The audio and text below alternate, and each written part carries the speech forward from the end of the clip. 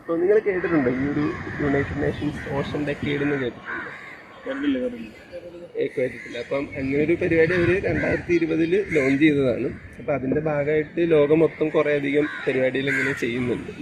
അപ്പോൾ ആ ഒരു പ്രോഗ്രാമിൽ നമ്മൾ ഈ ചെയ്യുന്ന വീഡിയോ അവർ സ്ക്രീൻ ചെയ്യുന്നുണ്ടാവും. നമ്മൾ സംസാരിക്കുന്നതുകൊണ്ട് വീഡിയോ എടുക്കുന്നതുകൊണ്ടും സമ്മതമാണല്ലോ? പേരുകളൊന്നും കുറച്ച് ചോദിച്ചോട്ടെ. മിൽട്ടൺ. എൻ്റെ പേര് റോയി. ബാബു. ഇത് 3 ചോദ്യങ്ങളാണ് പ്രധാനമായിട്ടുള്ളത്. ഒന്നാമത്തെ ചോദ്യം, ഇപ്പോൾ ഈ ഒരു കാലഘട്ടത്തിൽ അതുപോലെ തന്നെ ഇനി വരാനിരിക്കുന്ന ഒരു സമയത്ത് മുമ്പും ഇപ്പോഴും ഇനി ശേഷവും ഈ കടലും മത്സ്യബന്ധനവുമായി ബന്ധപ്പെട്ടും നിങ്ങൾ ചെയ്യുന്ന തൊഴിലുമായിട്ട് ബന്ധപ്പെട്ട് എന്തൊക്കെ പ്രശ്നങ്ങളാണ് നിങ്ങൾ അഭിമുഖീകരിക്കുന്നത്, അതുപോലെ തന്നെ എന്തൊക്കെ ആയിരിക്കും ഇനി നേരിടേണ്ടി വരിക ഈ ഒരു കാലഘട്ടത്തിൽ?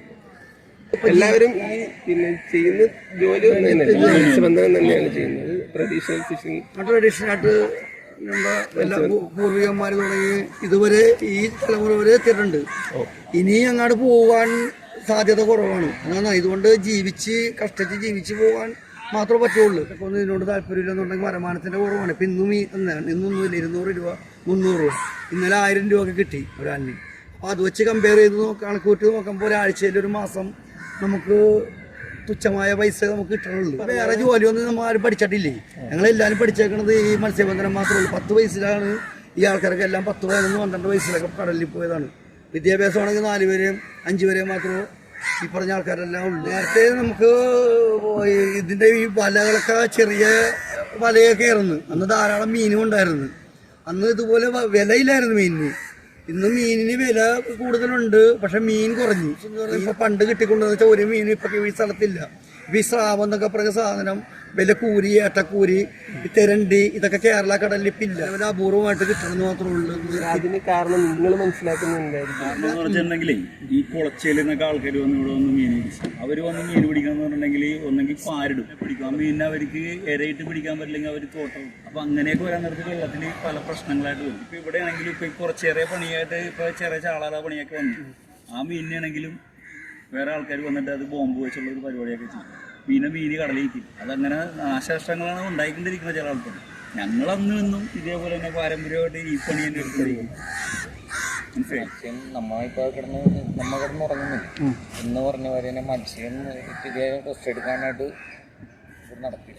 എന്ന് വെച്ച് കഴിഞ്ഞിട്ടുണ്ടെങ്കിൽ അതേമാതിരത്തെ ഇഞ്ചനാണ് ഇപ്പോൾ ഇറങ്ങുന്നത്. ഇഞ്ചത്തിൻ്റെ മൂളിച്ചെന്ന് പറഞ്ഞാൽ അതേമാതിരത്തെ അതിപ്പോൾ നിസ്സാരമൊന്നുമല്ല. ഒരുപാട് വള്ളങ്ങൾ ഇറങ്ങും. പണ്ട് ഇത്ര യന്ത്രങ്ങളില്ലായിരുന്നു. ഇപ്പൊ യന്ത്രങ്ങൾ കൂടിയിട്ട് വെള്ളത്തിന്റെ അടിയിൽ വേറെ സ്വരങ്ങളാണ്. ബോട്ടും ചെറിയ വഞ്ചിയായിട്ടും ബോട്ടായിട്ടും രാത്രിയാണെങ്കിൽ ഫുൾ ടൈം രാത്രി പകലും പോയിക്കൊണ്ടിരിക്കണം. 2 മാസം ഇവിടുത്തെ മത്സ്യത്തൊഴിലാളികൾ ഒഴിവാട്ടില്ല. ട്രോൾ ബാന്റെ സമയത്ത് ട്രഡീഷണൽ ഫിഷിംഗ് കുഴപ്പമില്ലെന്നല്ലേ പറയുന്നത്?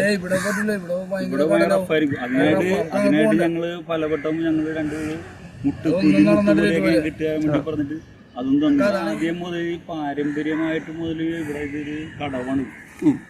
അതൊക്കെ കഴിഞ്ഞാണ് ഈ ചെല്ലാനം, പുത്തന്തൂർ അങ്ങനെയുള്ള സ്ഥലങ്ങളൊക്കെ വന്നത്. ഇവിടെ ഇതുവരെ ഇതങ്ങനെ ഈ കാണുന്ന മണ്ണെന്ന് പറഞ്ഞിട്ടുണ്ടെങ്കിൽ അടുത്ത മാസം കഴിഞ്ഞിട്ടുണ്ടെങ്കിൽ ഈ മണ്ണെല്ലാം ഇന്ന് വെള്ളം അവിടെ വന്നത്. ഈ മത്സ്യം കൂടുതൽ കിട്ടുന്ന സമയത്ത് സ്റ്റോർ ചെയ്യാനൊക്കെ സംവിധാനമൊക്കെ ഉണ്ടോ? സൂക്ഷിച്ചു അടുത്ത ഹാർബറിൽ മാത്രമേ ഉള്ളൂ. നിങ്ങളുടെ മത്സ്യമൊന്നും ഹാർബറിലേക്ക് മാർക്കറ്റിലേക്കൊന്നും പോകണില്ലല്ലോ? ഇവിടെ തന്നെ കച്ചവടം അതിനുള്ള മത്സ്യമുണ്ട്. കൂടുതലായി കഴിഞ്ഞാൽ കാളമുക്ക് അങ്ങനെയുള്ള സ്ഥലത്തേക്ക് കൂടുതലായി. ഇവിടെ പ്രശ്നം എന്ന് വെച്ചാൽ ഈ വള്ളങ്ങളെല്ലാം കൂടി കൊണ്ടുവെക്കാൻ സൗകര്യം കൂടി. വർഷത്തിൽ വെള്ളം കയറുമ്പോൾ കടലിയായിട്ടുള്ളപ്പോൾ ആ സ്പേസിലാണ് ഈ വെള്ളം എല്ലാം. നേരത്തെ ഞങ്ങൾ ഒരു കാര്യം പറഞ്ഞില്ല, വള്ളങ്ങൾ പാസ്സാക്കുന്ന കാര്യങ്ങൾ. ഈ വെള്ളം പാസ്സാക്കുന്നത് ഇൻഷുർ ഉദ്ദേശിച്ചാണല്ലോ പാസ്സാക്കുന്നത്. ഇതെന്തെങ്കിലും ഒരു അപകടം വന്നിട്ടുണ്ടെങ്കിൽ ഈ സാധനത്തിന് എന്തെങ്കിലും കിട്ടാൻ വേണ്ടിയാണ് ചെയ്യുന്നത്. പക്ഷെ ഇവിടെ ഞങ്ങൾ ഇത്ര നാളുണ്ടായിട്ട് പല വള്ളങ്ങളൊക്കെ പൊളിഞ്ഞൊക്കെ പോയിട്ടുണ്ടെങ്കിലില്ല. അതായിരിക്കുന്ന വള്ളം കണ്ടോ കഴിഞ്ഞതൊക്കെ പൊളിഞ്ഞിട്ട് ഒരു സാധനം കിട്ടിയിട്ടില്ല. ഇൻഷുറിന്റെ കാര്യത്തിന് വേണ്ടിയായിട്ട് ഇപ്പൊ പാസ്സാക്കണമെങ്കിൽ ഈ നീലയും ഈ ഓറഞ്ചും അടിക്കണമെന്ന് പറഞ്ഞു. ഈ തടി വെള്ളം എന്ന് പറഞ്ഞിട്ടുണ്ടെങ്കിൽ ഈ നെയ്യ് കൊടുത്താൽ മാത്രമേ വെള്ളം നിൽക്കുള്ളൂ. അപ്പോൾ അതിന് വള്ളി നമ്മൾ ഈ മൊത്തം പെയിന്റ് അടിച്ച് വെച്ചിട്ടുണ്ടെങ്കിൽ ഈ ഒരു വെള്ളം അങ്ങനെ അവർ പാസ്സാക്കണമെന്ന് പറഞ്ഞ് ഇത് ചെയ്തതാണ്. 1 കൊല്ലമായിട്ടുള്ള വെള്ളം വള്ളം ഇപ്പൊ പൊളിഞ്ഞ് ഇതായിരിക്കും. അതിനൊക്കെ ഒരു ചെറിയൊരു വിട്ടുവീഴ്ചയും കാര്യങ്ങളൊക്കെ ചെയ്തു കൊടുക്കണം എന്നുള്ളത് പറഞ്ഞു. എത്രത്തോളം മുന്നോട്ട് പോകാൻ പറ്റും? ഇപ്പൊ ഒരു 2030 നമ്മൾ വിചാരിക്കുകയാണെങ്കിൽ എന്തായിരിക്കും അപ്പോഴത്തേക്ക് ഒരു അവസ്ഥ? അപ്പൊ നമ്മള് പണിയുണ്ടെങ്കിൽ ജീവനോടെ ഇരിക്കും, ഇല്ലെങ്കിൽ തന്നെ ചത്തും പോകും. വരാൻ സാധ്യത കുറവാണ്. അതേപോലെ തന്നെ വേറൊരു കാര്യം എന്ന് വെച്ചിട്ടുണ്ടെങ്കിൽ ഇപ്പൊ ഈ സാധനം പാസ്സാക്കി ഇപ്പൊ ഒരു പുലിയുടെ മെട്രോപോളിറ്റൻ ചെയ്തേക്കണത് പുത്തൻതോട് പോലെയാണ് ചെയ്തേക്കണത്. ഈ സാധനം ഇങ്ങോട്ട് ചെയ്തിട്ടില്ല. ഇന്നത്തെ ഈ വെള്ളക്കയറ്റത്തിന്, ഈ ജൂൺ ജൂലൈ മാസത്തിലുള്ള വെള്ളക്കയറ്റത്തിന് നമ്മളുടെ ഇവിടെയൊക്കെ വെള്ളം ശരിക്കും കയറും. ഈ പ്രശ്നങ്ങളൊക്കെ ഇപ്പം നിങ്ങളൊരു കമ്മ്യൂണിറ്റി എന്ന നിലയിൽ ഈ സാധാരണ സോൾവ് ചെയ്യാൻ എന്താണ്, ഒരു പരിഹരിക്കാൻ എന്തൊക്കെയായിരിക്കും ചെയ്യുക സാധാരണഗതിയിൽ? ഗവൺമെന്റ് ചെയ്ത് ഇന്ധനക്ഷാമം അതിന്റെ വില അതൊരു പ്രശ്നമാണ്. ഇനി മുമ്പോട്ട് പോകാൻ സാധ്യമല്ല. ഇപ്പൊ ഒന്നാമത് ഇന്ധന ലഭ്യത ആവണം. സബ്സിഡി നമുക്ക് പെട്രോൾ പേരിൽ നടക്കുന്ന ഈ കോൺഫറൻസിൽ ഈ വീഡിയോ പ്രസന്റ് ചെയ്യും. ആ പ്രസന്റ് ചെയ്യുന്ന സമയത്ത് അതൊരു ആഗോള സമൂഹമാണല്ലോ, അവരോട് നിങ്ങൾക്ക് എന്തായിരിക്കും പറയാനുണ്ടാവുക എന്നുള്ളതാണ് അവസാനത്തെ ചോദ്യം.